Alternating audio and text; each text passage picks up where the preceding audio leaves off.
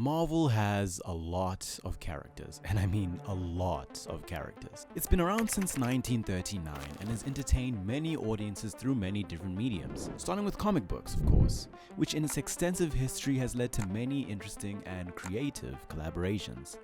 One of them is something that might slip the minds of even the most dedicated fans of both.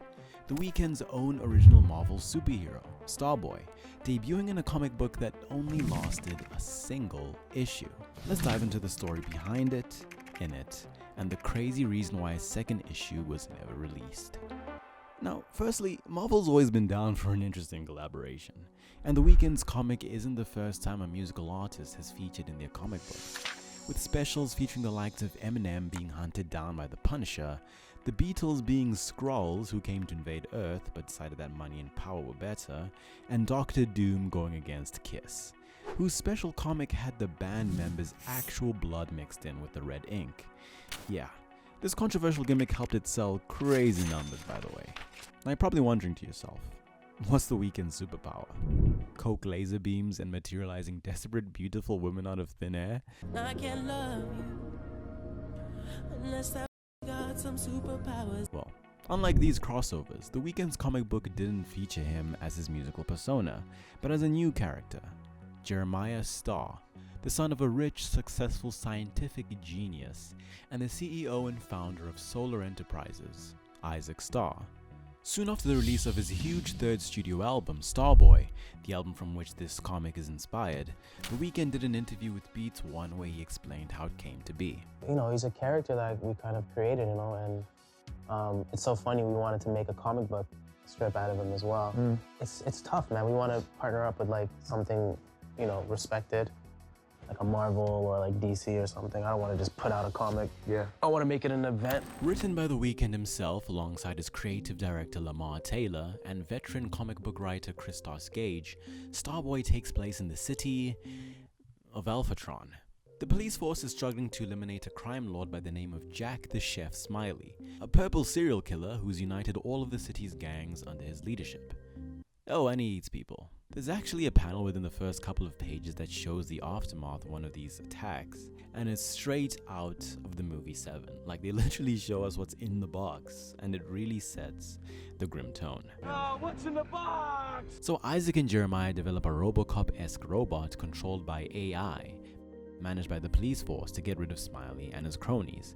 But the mayor's brother, the police commissioner, isn't a fan behind the scenes and protests with them before the unveiling that the robots are just going to take human jobs. Sound familiar? The mayor isn't fazed though and says he can either get with it or resign.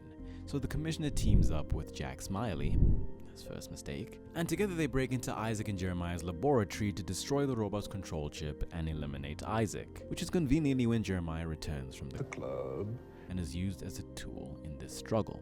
Isaac gives up the code to prevent Jeremiah from being hurt, but Jack, as you might expect, betrays the commissioner and transfers the control of all the robots to himself instead of destroying them. Again, the commissioner's second mistake for trusting him.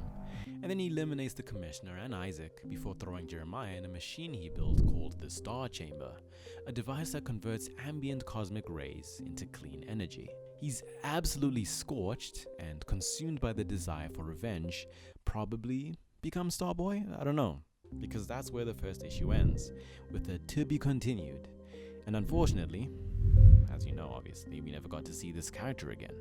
We never even got to see him as Starboy because the final panel is literally a silhouette. And the reason we never saw him again was because The Weeknd was sued by a writer who had allegedly already trademarked the name Starboy and planned to make comics and more media featuring a new brand of superheroes based on rap and R&B stars. The writer claimed that before the Starboy comic was published, he met with The Weeknd's management to discuss the idea, only for them to eventually go and do it on their own.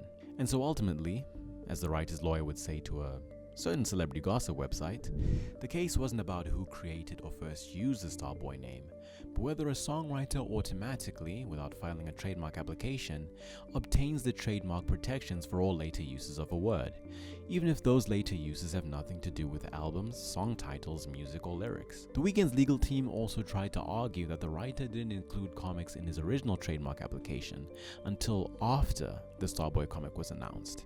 Anyway, the writer sought for all the comic books to be recalled and destroyed, And while I can't verify what is and isn't true in regards to all of these claims from both parties, what we can all surmise from this is that whatever happened ended up spelling the end for the Starboy comic. And it's unfortunate because I think the comic book could have been really cool if it had a chance to tell this story, especially because there were so many cool hints towards characters we're going to see, and the darker Batman-inspired tone was a welcome change from what we were seeing come out of Marvel at the time. One of the coolest details is that while comic book fans know that they often have full-page ads, this one had in-universe ads from companies in Alphatron, which was a really great piece of world building, something the Weeknd is well known for in his music. If it's any consolation, while Starboy didn't have the chance to make it into larger projects like the MCU, his creator did manage to feature in Miles Morales' Spider-Verse, with the Starboy album cover appearing in the background.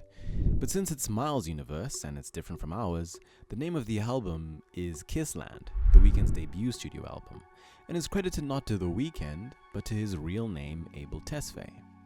Very nice touch. Also, side note, there's a DC superhero who was created in 1961 who's also named Starboy, but his name is divided into 2 words, so there's a difference. Thanks for watching. Make sure to like the video and subscribe to the channel if you found this interesting. I make videos about all things entertainment, and a few months ago I actually made a deep dive into why The Weeknd dies in most of his music videos, so check that out too if you haven't already.